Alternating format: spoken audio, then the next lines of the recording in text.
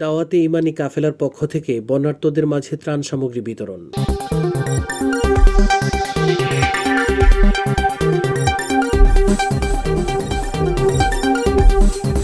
এবার বিস্তারিত।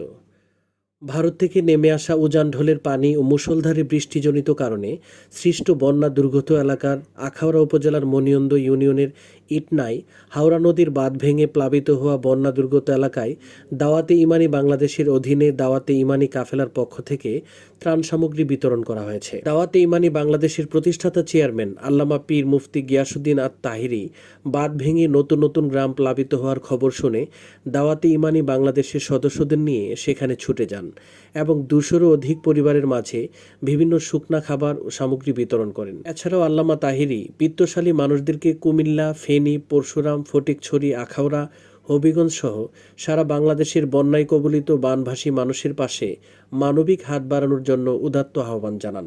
এ সময় তার সাথে আহলে সুন্নাত ওয়াল জামাতের ব্রাহ্মণবাড়িয়া জেলা কমিটির সভাপতি মহিউদ্দিন মোল্লা সহ আহলে সুন্নাত ওয়াল জামাতের নেতৃবৃন্দ ও এলাকার গণ্যমান্য ব্যক্তিবর্গ উপস্থিত ছিলেন। আজকে আমরা আমাদের পক্ষ থেকে ব্রাহ্মণবাড়িয়া জেলা আহলে সুন্নাত ওয়াল জামাতের পক্ষ থেকে আমরা ব্রাহ্মণবাড়িয়া নেতৃবৃন্দের নেতৃত্বে আমরা ত্রাণ সামগ্রী নিয়ে এসেছি, ভালোবাসার সামগ্রী নিয়ে এসেছি এবং এলাকায় দুর্গত মানুষের জন্য আমরা তালিকাও করেছি এবং আমরা আমাদের সাধ্যমতো আমরা এই ত্রাণ সামগ্রী, ভালোবাসার সামগ্রীগুলো তাদের ঘরে পৌঁছে দিব।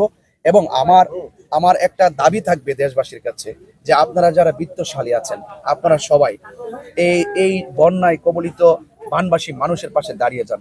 ফেসবুকের পাতায় বন্যার পানির স্রোত দেখা আর বাস্তবে এসে অবলোকন করা। আপনি দেখেছেন তো যে জায়গাতে দাঁড়িয়েছিলাম, এখানে আমার মনে হয় যে কোনো ধরনের বাদ দিয়ে কিন্তু রাখার মতো কোনো পরিস্থিতি আমি দেখতেছি না, এমন দ্রুত গতিতে পানিগুলো চলছে। আজকে আমরা বাংলাদেশের মধ্যে যে বন্যা আমরা উপলব্ধি করতেছি, ব্রাহ্মণবাড়িয়া জেলার মধ্যে আখাউড়া কর্নেল বাজার সংলগ্ন আইরন বাজারে যে বাঁধ ভেঙে গেছে আমরা সেটা দেখতে পেলাম। আর এর জন্য অনেক মানুষ এই ঘর পানির তলায় গেছে, মানুষ রাস্তার মধ্যে দাঁড়িয়ে রয়েছে। এটা আমার মনে হয় সবচেয়ে যারা ঘর থেকে বের হয়ে যায় এর চেয়ে অসহায় মানুষ হতে পারে না। তা আমরা আজকে ব্রাহ্মণবাড়িয়া জেলা আহলে সুন্নাত ওয়াল জামাতের পক্ষ থেকে অল্প কিছু ত্রাণ সামগ্রী নিয়ে এসেছি, লিস্ট করেছি। আগামী দিনও ইনশাল্লাহ তাদের পাশে থাকবো। আমরা সবাইকে উদাত্ত আহ্বান জানাবো।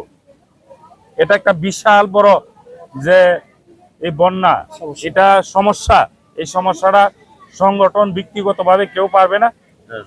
মানুষের জন্য সকলে মিলেই আমরা এটা ইনশাল্লাহ সকলের পাশে থাকবো।